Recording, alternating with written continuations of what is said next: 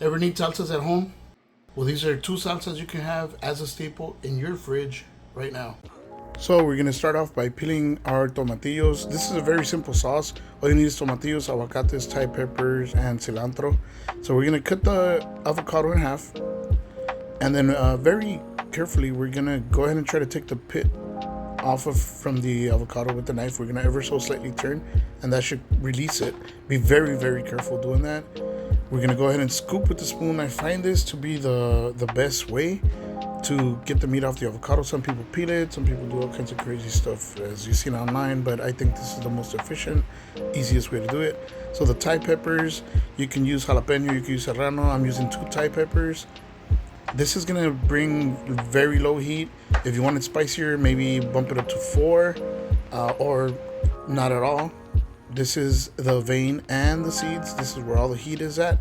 I don't mind it. It's gonna get all blended and whatnot. I don't mind. I'm gonna put it this way. But if you want, you can go ahead and take that off. Just shave it off with your knife. You should be fine.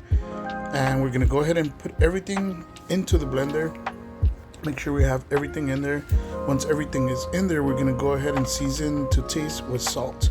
I'm using sea salt. I'm used to it. I know how to measure it with my pinch, so I know what I'm getting. With you might want to use kosher salt or whatever it is you're used to. I suggest you upgrade to kosher salt though if you're using table salt. Now I'm gonna puree this or blend this until it's smooth. Once it's smooth, we're gonna go ahead and add cilantro. The reason why I put cilantro on at this point, it's because I want you to be able to see it on the sauce. I don't want to completely destroy it and not be visible. And also, you gotta have a little cilantro on your teeth. Let people know that, you ate a good sauce. So once that's done, we're gonna taste it. And this is where you adjust. If it needs more salt, if it needs lime, you add it here. Now, more lime, less lime, that is up to you. It's seasoning to taste. And we're gonna taste as we go. So we're gonna make sure we mix that. Once it's done, we're gonna taste it. If it's where we want it to be, we're gonna go ahead and pour it on our deli cup. And now you have a sauce that could be in your fridge for 5 to 8 days. Goes well on tacos de adobada, al pastor, or just on chips.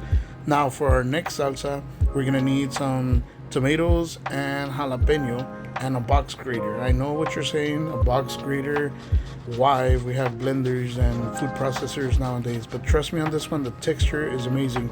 So when you're done grating your jalapeno, you're gonna go for the tomato, and by doing so, you're gonna find that you're gonna be left with the skin. Now the skin we're gonna take and we're gonna thinly slice it, and we're gonna turn it and go to town the other way. Now, I know you're saying like, oh, this is very laborious, but trust me, it's well worth it. It's a great sauce. For the spice level, I use 1 jalapeno, but if you want to kick it up a notch, maybe you want to use 2 serranos or 1 serrano. Add some salt, season the taste, remember, mix well. Like again, I said, I use sea salt, so learn to measure your salt. I have a short on that. There you go. Now you have a nice chunky salsa for your chips, what have you, for your chicken. Trust me, nice grilled chicken with this salsa. Oh my gosh, look at that, nice chunky or nice and creamy for your tacos del pastor de adobada. 2 staple salsas in your fridge now that won't last that long because you're gonna eat them. Get to cooking. Peace.